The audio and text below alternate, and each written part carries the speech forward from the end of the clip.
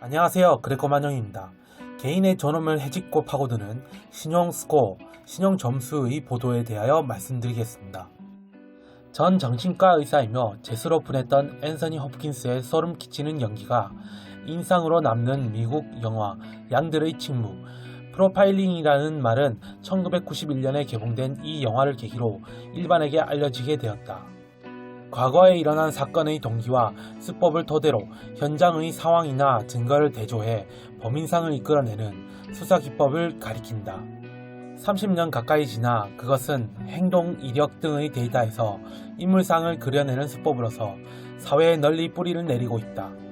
정보통신기술이나 인공지능 AI의 진보가 방대한 데이터에 기초한 프로파일링을 가능하게 했다.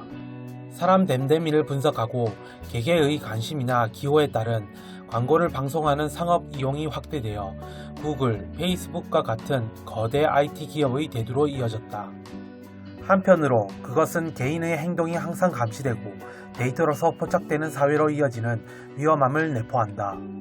프로파일링에 의한 인격평가가 새로운 차별이나 배제를 낳을 두려움도 지적되고 있다. 변형하는 사회에 눈을 집중시켜 데이터 기술과 마주보는 방법을 생각하고 싶다. 전자결제의 기록과 스마트폰의 위치정보, 웹사이트 열람 이력, SNS의 교우관계, 모든 개인 데이터를 프로파일링하여 사회적인 신용도로서 점수화하는 것이 신용스코어라고 불리는 짜여지는 얼개이다. 전자결제가 집도한 중국에서는 이미 민간 신용정보 서비스 기관이 산출한 스코어가 미치는 곳곳에서 사용되고 있다고 한다. 전자상거래 대기업 알리바바 그룹의 지마신용이 대표적인 예일 것이다. 결제 이력 외에 자산, 학력, 공공요금 지불 상황 등도 가미해 950점 만점으로 채점한다.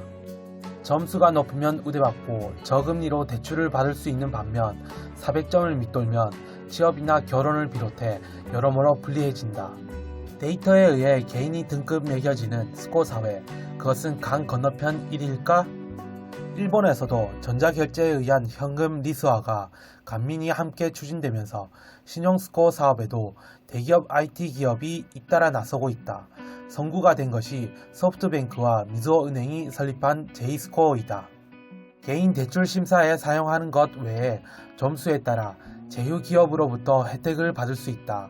아직 이용 범위는 한정되지만 향후 다양한 서비스로 활용할 수 있게 된다고 PR하고 있다.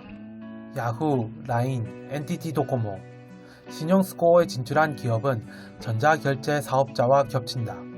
구매 이력뿐만 아니라 방대한 개인 데이터를 각 회사가 보유하고 있다. 스코어의 정확성이나 신뢰도를 높이려면 보다 많은 개인 데이터가 필요하게 된다.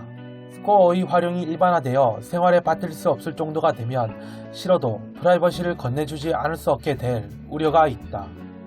점수가 내려갈 행동을 삼가게 되는 사람도 늘어날 것이다. 그것은 사회를 일정한 방향으로 유도하는 것으로도 이어진다. 스코어를 이끌어내는 AI의 알고리즘, 즉 정보 처리의 절차를 정하는 것은 인간이다. 정치적인 의도나 공권력의 의사가 개입되면 통제 및 관리 수단으로 사용될 수 있다. 새로운 계층화가 가상 슬램을 낳을 우려를 게이오대 교수 야마모토 다트히코시는 저서에서 지적하고 있다. 프로파일링된 가상의 인물상에 의해서 점수가 낮은 사람에 대한 차별이나 배제가 고정화되어 가는 상황을 가리킨다. 전인격적인 평가를 수치화해서 인간을 등급화하는 것은 인권의 근간인 개인의 존중과 양립하지 않는다. 데이터의 주체는 개인이며 엄격한 프라이버시 보호가 이용 활용의 전제가 된다. 참고하고 싶은 것이 유럽연합 EU가 2016년에 정한 일반 데이터 보호 규칙 GDPR이다. 프로파일링의 이의를 제기할 권리나 자동 처리에 의해 중요한 결정을 내리지 않을 권리를 명기했다. 데이터 이용에 대한 동의에 대해서도 엄밀한 요건을 정하고 있다. 일본의 프로파일링에 대한 법 규제는 없다. 애초에 개인이 데이터나 프라이버시 권리의 주체로서 명확하게 자리매김되어 있지 않다. 2차 이용 제한을 포함해 개인의 존엄과 인격을 지키는 법 제도가 필요하다. 내년은 개인정보보호법 개정의 해에 해당한다. 널리 사회적으로 논의한 것이 필수적이다. 데이터 사회의 감시는 내심으로도 영향을 끼쳐 민주주의 토대를 흔들 수 있다. 시민에 대한 감시를 시민 쪽에서 감시하는 구조도 필요하다. 데이터 기술은 많은 편리함을 사회에 가져왔다. 앞으로 누구나가 스코어를 의식해서 질서 있게 되면 보다 안전하고 쾌적한 사회로 이어진다면 오히려 환영하는 분위기도 생기게 되는 걸까? 그 대가는 무엇인가를 멈춰서서 생각하고 싶다. 이상 그레코만영이었습니다.